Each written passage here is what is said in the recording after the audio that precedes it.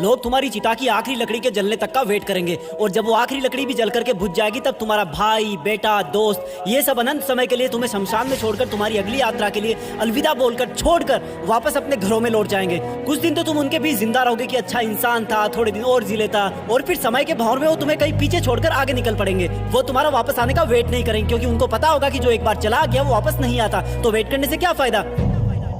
बस तुम्हारी कहानी यहीं पर खत्म हो जाएगी।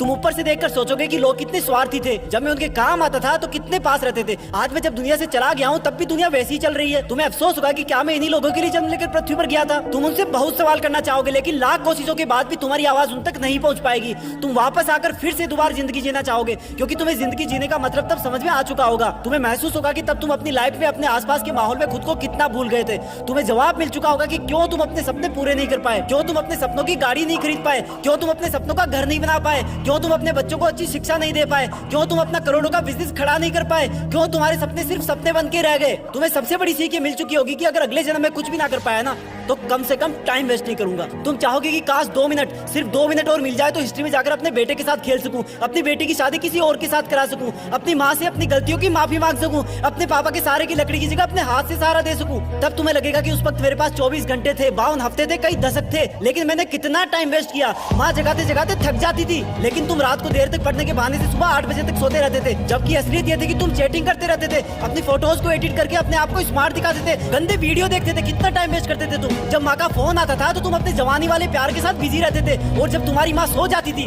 तब तुम फॉर्मेलिटी के लिए एक मिस कॉल छोड़ दिया करते थे ताकि तुम सुबह ये दिखावा कर सको कि तुमने इतनी रात को भी कॉल बैक किया। Shame on you idiot. तुम हर काम को, पढ़ाई को कल पे टाल दिया करते थे। जो हाथ तुम्हारे बूढ़े माँ बाप को सहारा देने चाहिए थे वो हाथ हमेशा बिना मतलब ही मोबाइल पर उंगलियां फिराने में बिजी रहता था। तुमने कितने घंटे सुबह लेट उठने की वजह से बर्बाद किए। उन घंटों को मिला के कई दिन बन जाते। दिन से महीने और महीनों से कितने साल की जिंदगी तू एक्स्ट्रा जी सकता था। मेहनत करके अपने सपने पूरे कर सकता था, अपने माँ बाप को भी कहीं घुमाने ले जा सकता था, अच्छी किताबें पढ़ के अपनी लाइफ में कितनी वैल्यूज ऐड कर सकता था। अब मरने के बाद 1 मिनट तो क्या, 1 माइक्रो सेकंड भी नहीं मिल सकती तुझे, क्योंकि जिंदगी में कितने ही साल पहले ही मिल चुके थे तुझे। पर थैंक गॉड कि ऐसा कुछ भी नहीं हुआ। अभी तुम अभी मरे नहीं हो। थैंक गॉड कि आज तुम थैंक गॉड बोलने के लायक इस धरती पर बचे हुए हो। तुम्हारा वक्त, तुम्हारे सपने अभी पूरे नहीं हुए हैं। तुम्हारे माँ बाप, घर वाले अब भी तुम्हारे सफल होने का वेट कर रहे हैं। तुम्हारा दिल अब भी तुम्हारे सपने पूरे होने का वेट कर रहा है। थैंक गॉड कि तुम्हारे हाथ की घड़ी अब भी तुम्हें वो दिन दिखाने का वेट कर रही है जब तुम एक हीरो की तरह लोगों के सामने खड़े होगे और लोग तुम्हारी रियल कहानियां सुनकर आंसू से भर जाएंगे, मोटिवेट होंगे। और उन लोगों को सबसे ज्यादा अफसोस होगा जिनने तुमको कुछ साल पहले मेहनत करने वाला ढोंगी कहा था, लेकिन फिर भी तुम्हारे मन में उनके लिए 1% भी बुरी भावना नहीं होगी। ये अलार्म कल भी बजेगा। अगर तुम उठ गए तो ये तुम्हारे जिंदा रहने का सबसे पहला सबूत होगा।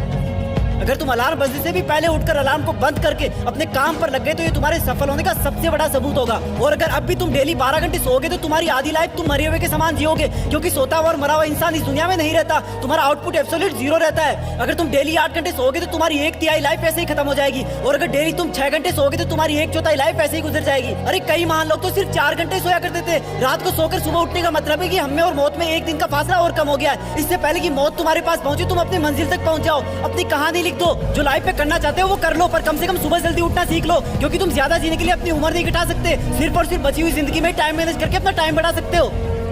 तुम्हें करना होगा, तुम कर सकते हो।